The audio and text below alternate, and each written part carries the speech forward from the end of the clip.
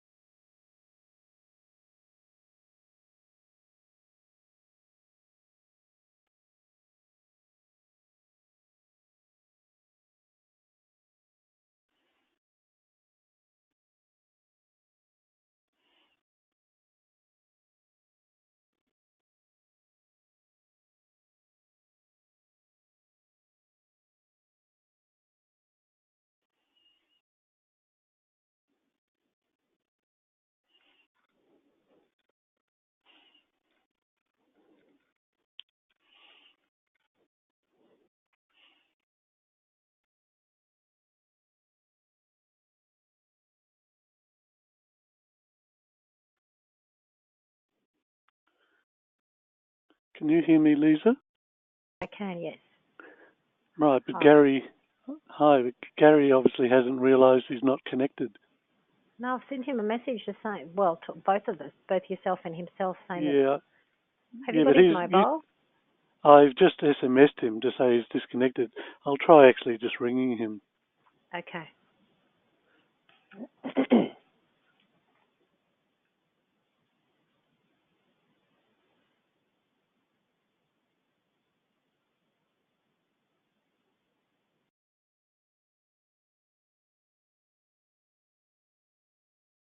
Okay. Sorry, technical difficulties here. My phone's dropped out and I'm talking to myself there, unfortunately. Okay. Hi, Gary. Now You can we're hear me back now. again. Yes. just what we were talking about before the meeting. We've had a few issues this week with phones dropping out, and it just happened to be as we started the broadcast. So hopefully you could at least see my screen, and when I went through and looked at the user setup screen. So now that I've logged in as one of the restricted users, you can see that if I go into donor entry and I find a person, no matter what information is over here, where there's volunteers, functions, relations, etc., if I click on the button, it's going to say, based on the restrictions that I had for this person, that no, we can't get into these areas. Okay, so it's pretty much a global in or out. I can't, in the case of specifically pledge records, say that, someone can see a pledge record but not see, maybe credit card information or things like that, because I can't restrict down to that level. I'd normally just say, look, this person can't see pledges if they don't need to. So if they're not one of the people who actually need to be able to edit the pledge, update card details, create tokens, whatever it may be, in the pledge record itself, then I don't need to be able to see that history. If I click on the donor history itself, okay, there's certain things in here that I won't be able to see either based on the same restrictions. So on the donor record, we can see that there's function information, there's pledge information, there's volunteer, etc. But when I click on the history button here, you can see none of those tabs would show, whereas under a normal record they would. So just to show the difference, if I just log in as myself again, you can go back to the same donor and click on the history. Okay, so you can see now that I've got all of the tabs related to all of the different history that we've got on the donor. So that's where we can sort of go through and start restricting based on what we don't, necessarily need people to be able to see. So as we go through,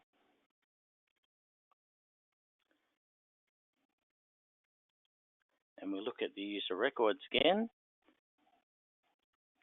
so you can see on the left here, the only thing that wasn't restricted really was just donations. So I could go through and say, well, yes, this person can see volunteer information or contacts or even the code pool file.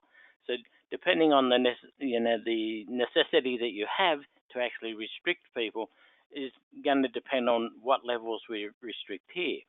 So in this case, these are pretty much a global exclusion. So like this user, Tom, he can't see any of this information no matter what. Okay. There are other ways that we can restrict somebody.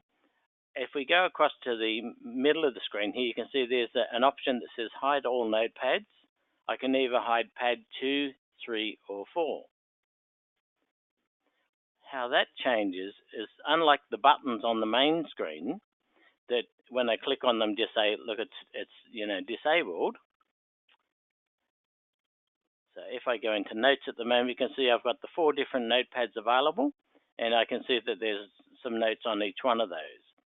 If I log back in as the restricted user,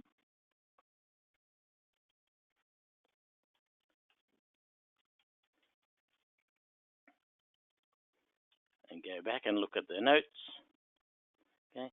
So unlike the previous screen where the button's still available, but I get a message saying that, it's been barred, under notes, the button just won't show. So under some circumstances, this donor may see a record where it looks like there's notes, or there will be notes, because the notes text here will go to red, but when they go in here, the only pad that they're seeing in this case is the general, the first notepad, so they won't be able to see the others. So sometimes that may happen, but it's not really a big problem once people understand that that's what's happening and that's why that's going on. So when I'm doing the global restriction, I just said, look, I want to be able to do this, but ideally, if you've got people that are using the system, you don't want to restrict them to the point where all they're doing really is putting in names, address, contact details, and things like that, because sometimes you need to look up, a donor's history and things like that. So despite, even if I blocked, the full history for a donor, if I press F2 and go to the second screen, I can still get a bit of a summary of the donor's giving history. So I'll be able to see, have they been a recent donor based on their last 3 transactions? when they first gave, when their first donation was, and these counts and totals here will show despite, restricting absolutely everything else. So there are ways that people can still sort of get some of the gist of what's going on with the record without having to get into everything in here. Okay. So other ways that we can restrict a donor or restrict a user to a donor record is also to use filtering. So if I had particularly something on the screen that I said, look, I've got state and I've got people that are maybe in a particular state, and I only want the people at that office to see the people in their own state, whereas if I was at head office, they could see all records, or different, an admin user could see all records.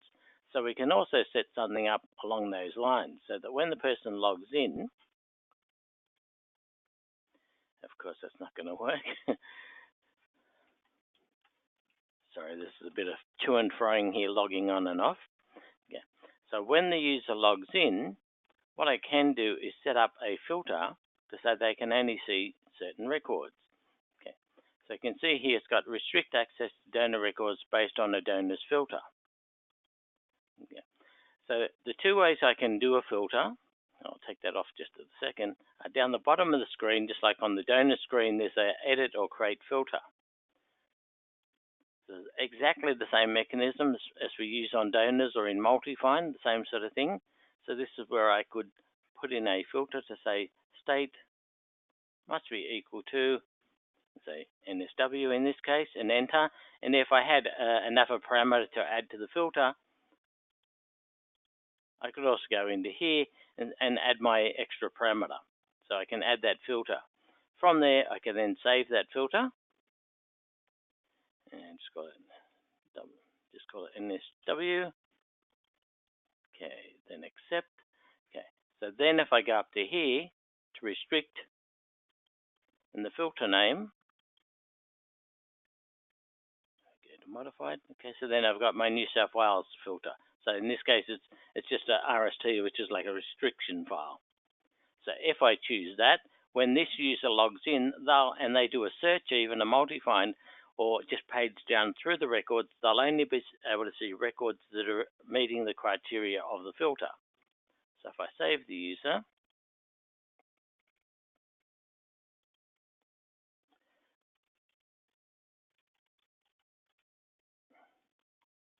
and go back in, okay, so if I just page down now, even though there'll be records for all different states, in this case, the only ones that are showing are the ones, in this case, that are meeting the criteria of my filter.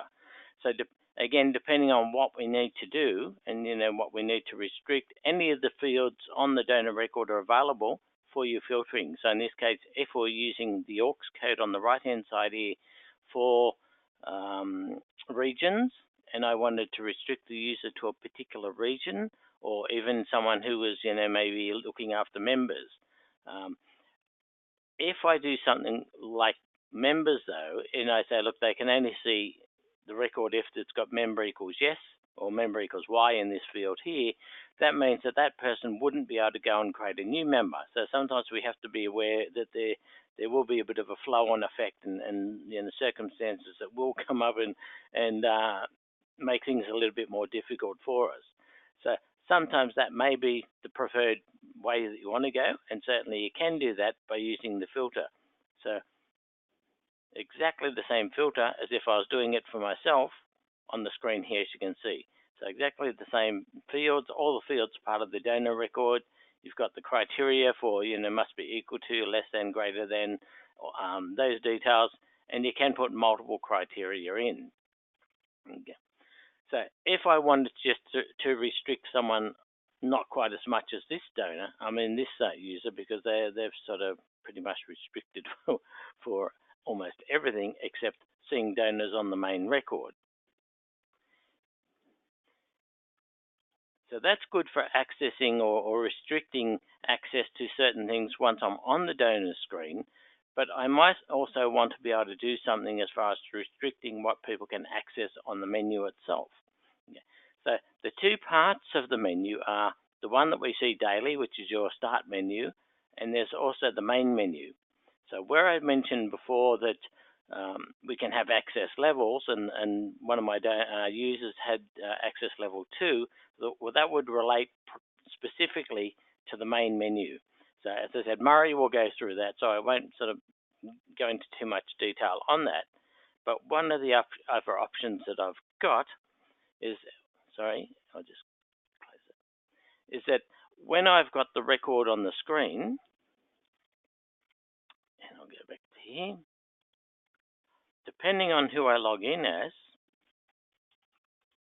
you'll see that in this case, the request button, the pledge button, the function button, the trust button are all grayed out, which means that it's not an option. If I click on them, it's just going to say this button is disabled for this user based on what I've set up before. But in that case, I also have this user button 1 and user button 2 that we can repurpose depending on what we want the person to do. So in an extreme case, as an example, if I wanted to restrict someone so they could only view a donor record and not change them at all, then I would also restrict donor entry here. But what I would do under that circumstance is make one of these buttons here equal to the view donor record. How that's done is by getting the donor to log in or logging in as themselves if you're setting them up and they'll change their password later. So if we go through and find any of the items on the menu itself, so if I go down to view, and in this case view donor records, if I right click on there, you'll see there's two options primarily here. One is add it to the user menu, which is the menu up the top here, which is another way of restricting what people can access. If I said, look, there's options there and I can put options on the user menu that person can go and run without actually having to go through the start menu or the main menu itself. So there's no restriction as such how many items you can have on the user menu, and it's very easy to put things there and back. But in this case, if I go to properties, so I don't want to put on the user menu, I want to repurpose one of the user buttons on the main screen. If we go to properties, and you'll see here there's set as the top start menu button, the bottom one. I can globally change it for every user, or the top or bottom button, or globally change it for new users. Okay, so one of the very common things that are done with these buttons are setting it up so that I can go into campaign setup. Okay, so in this case, I'm going to set the bottom start button, and it's got view donor records. So if I save that, now go back to here. So now you can see the text on there has changed to be view donor records. And if I click there, it comes up with a prompt. And if I'm looking at the donor here and I just arrow through the fields, you'll see it's missing the majority of the fields because it's only the things really that are searchable that the program's allowing me to go into, which means I could look somebody up, I could go to surname as an example, and I can scroll through my records, whatever it may be, but I can't actually change any of the details on the screen, so it won't allow me to save a record. Okay. So that's getting pretty extreme, but certainly can be done. Okay. When I have a view of donor records, it also means the notes, the trust relations, all of those other things will also be past view. So the person really can only see information that's already been entered. They won't be able to enter any new information against a donor record as you go through. Yeah. But that's how I can sort of do that. If I was trying to, restrict it so they can't do into processing, donor appeals, whatever it may be, or even certain items, that's where we start sort of going to the next level of putting in password levels as the users, and then putting that in the password part of the menu so that when you log in, the system will look at that and say, yes, you're authorized to get in there or not. If we use passwords a lot, as most people will know, passwords sort of get passed around sometimes where you're in a hurry and someone needs to do something.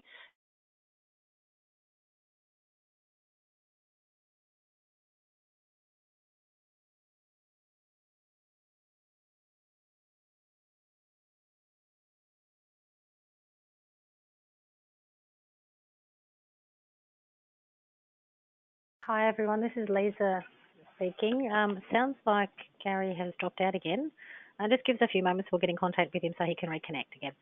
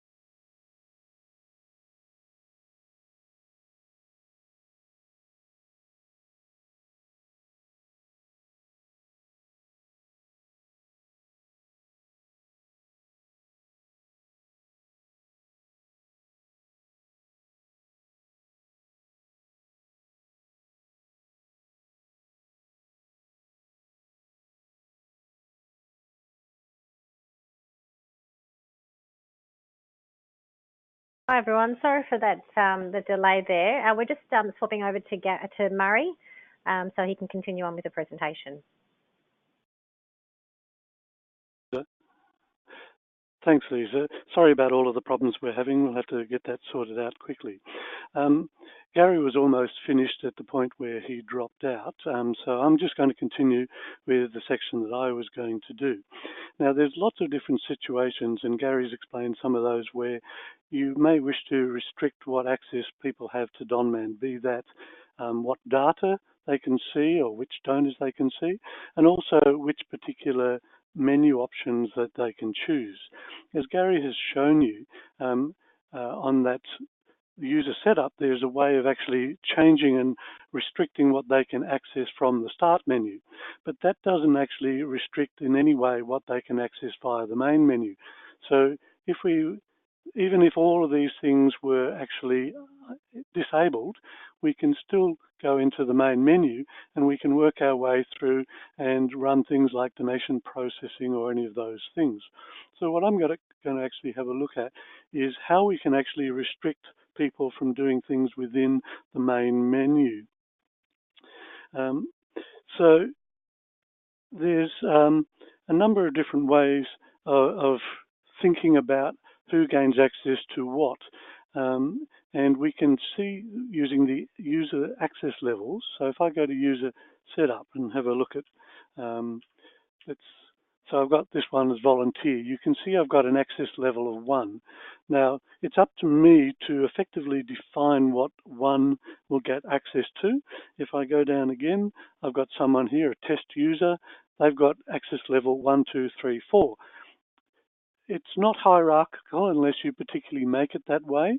Each of those digits will mean potentially something different. I've got a manager here, and again, I've set them to access level 1. If I go back to myself, you can see I've got access level of admin.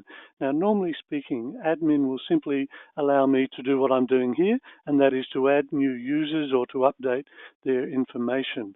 But it also has a meaning when it comes to those passwords on the menu that Gary alluded to. And I think what does Gary set up? He's also set up as admin. Now, in terms of setting up your menus, you need to access that from the System Utilities menu, which requires a daily password. And so it's not the sort of thing that you can do. And I'm not intending to actually show you how to modify the menus in any particular way. It's not really a skill so much, but it's just one of those things that in most cases you don't need to know. And if you get it wrong, you could perhaps muck up your menus to a certain extent. So I'm not going to go through that, but I will show you what can be done in terms of the passwords on those menus, and you can then see how that interacts with the access level on a particular user. So what I've done is I've got a diagram which I probably should have had open at this stage.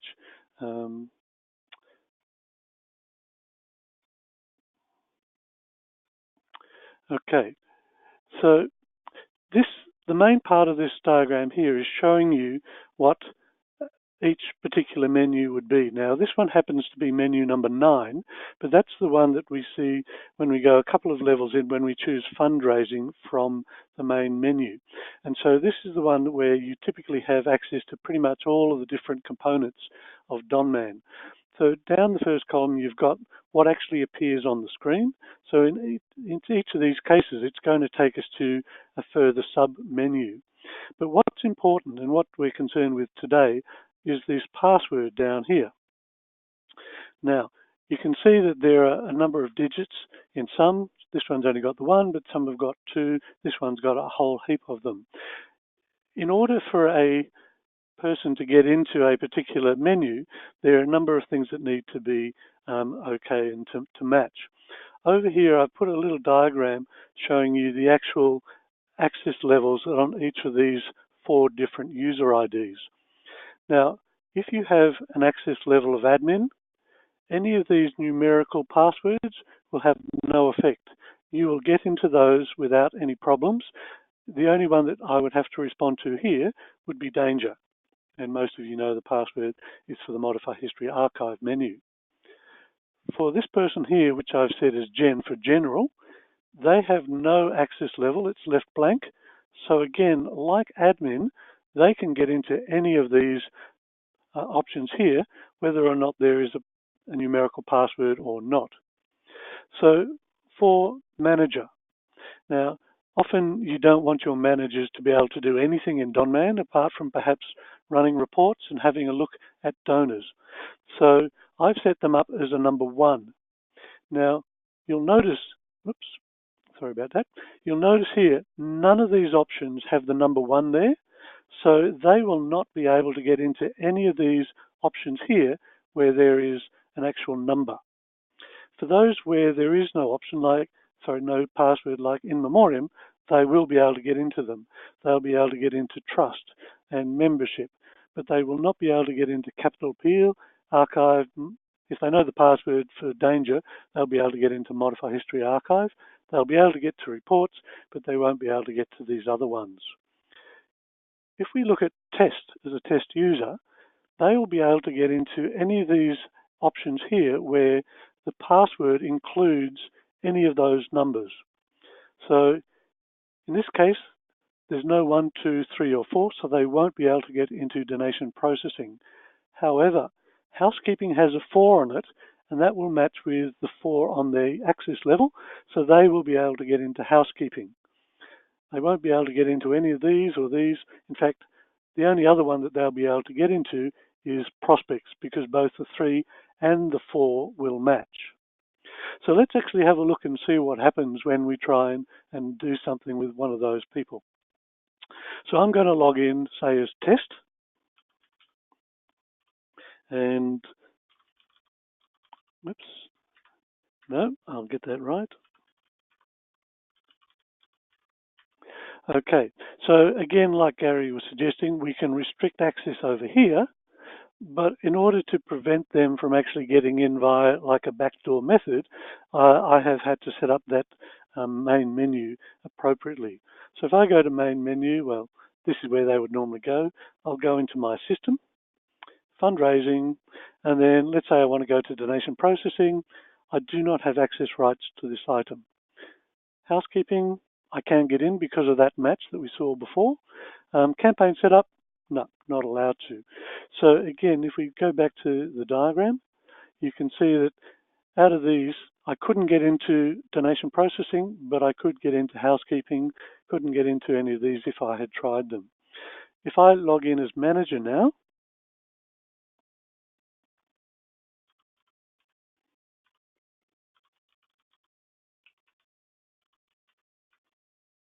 gosh, I'm not doing very well here. Okay, so again, I go to main menu.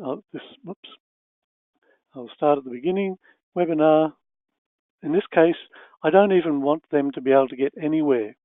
Now that brings up this option that I've got here, view menu. Let me go back to my user ID so you can see the full menu.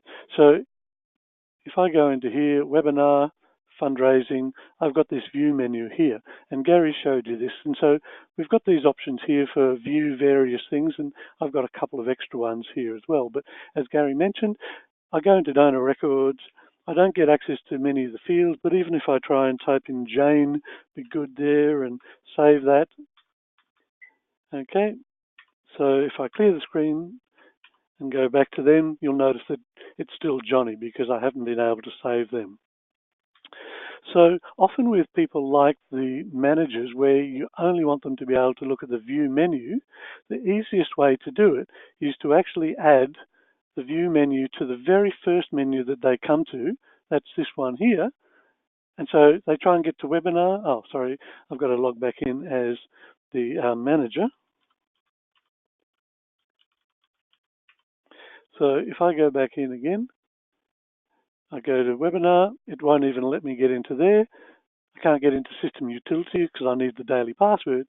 So in that case, the only thing that they can access here is the view options here. So they can't do anything at all apart from that. You could also add, if you wanted to, you could add perhaps the reports menu because you can't make any changes via the reports menu. So that might be another option that you could add to this initial menu here. When I go back to my start menu, I've disabled pretty much everything on here. I've left an option here, one of these user buttons. I've set that as a view menu, so that's just an easier way of getting into the view menu. Or I've actually set up view donor records, which gets me straight into viewing a donor record, just like normally the donor entry would. So if you have somebody where you really don't want them to be able to touch anything at all, then that would be the way to go, to set up those options so that they can really only get those view menu options.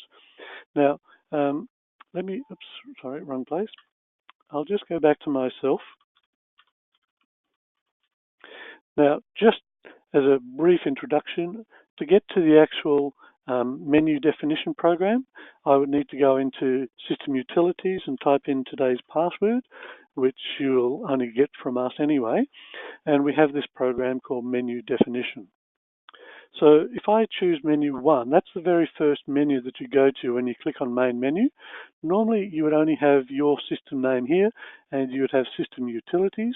I've added this one, view menu, which is going to take me to this menu number 70. If I wanted to add reports, then I could put reports menu here and put in menu, I think it's 6 or whatever the reports menu happens to be. Again, you can see on the webinar, I've got all the numbers from 2 through to 9, but number 1 is not there. And so therefore, the manager, because there's no 1 there, he can't get into that. He can't get into this one without the daily password. So all he can do from the main menu tab is click on the view menu. Now, there may be other things that you wish to restrict people from.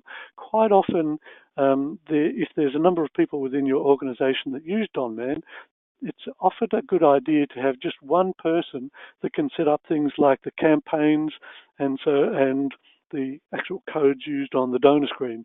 Because if anybody can add those codes, they might just add all sorts of things and not really comply with the way that your organization wants to use the codes.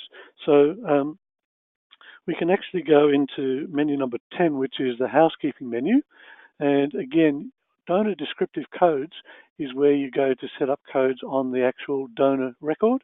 So again, I've restricted that to people with a code of 8 or 9. So if you wanted to, what you could actually do is you could actually have different classes of Donman users and perhaps assign them just a number. So your manager and might be a number 1 because you only want them to be able to view things. And then you might have some lower level staff and you might give them a level 2, or if there's differences between them, you might give 1 or 2, 1 or 3, and then your higher up people that you want to be able to give greater access to the system, you might assign them different numbers as well. And then when you set up the menus with our help, you can then just use the appropriate numbers to actually then say, well, I don't want number 1 to get this, but number 2 and 4 and 6, they need access to this, whereas numbers 3, 5 and 7, they need access to some other part of the system. So I'm going to finish at that point and hand it back to Lisa for any questions that may have come through.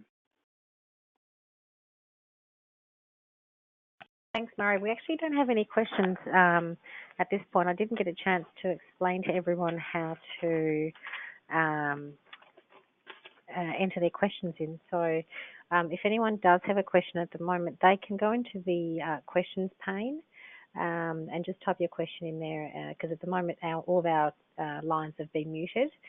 So if you can type something in there and Murray will answer these questions.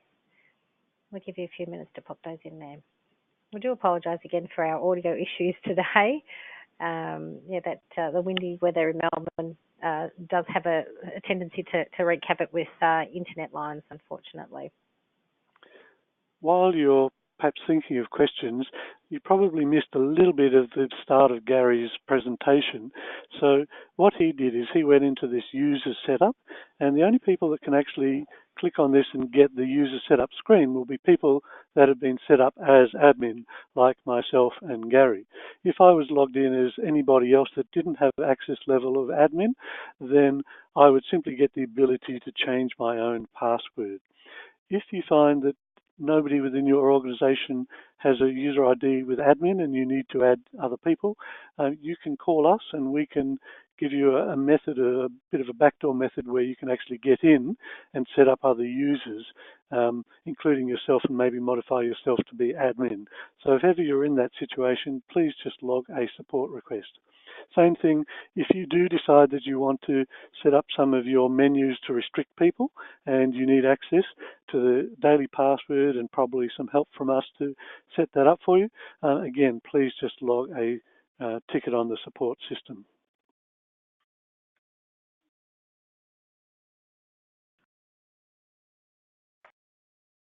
Sorry, I think regardless of the technical issues that we had, you both yourself and Gary have answered everyone's questions. We don't have any at all.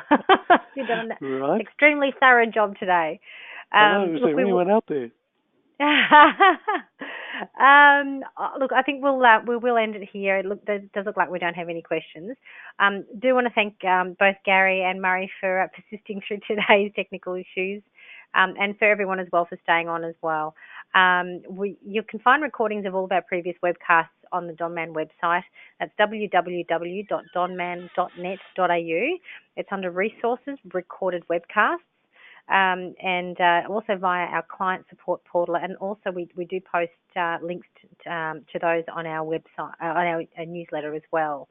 And today's webcast will also be posted there shortly, so just give us a few days and we can pop it up there. Our next webcast, if you'd like to mark it in your calendars, is Tuesday the 9th of October at 2 o'clock, and our topic is the donor screen in focus. We'll have details on our website as well for you to review that. Finally, when you disconnect from the webcast today, you'll be prompted to complete a survey, and we would appreciate if you could do that. It's just a few quick questions and gives us some valuable feedback on our webcast program.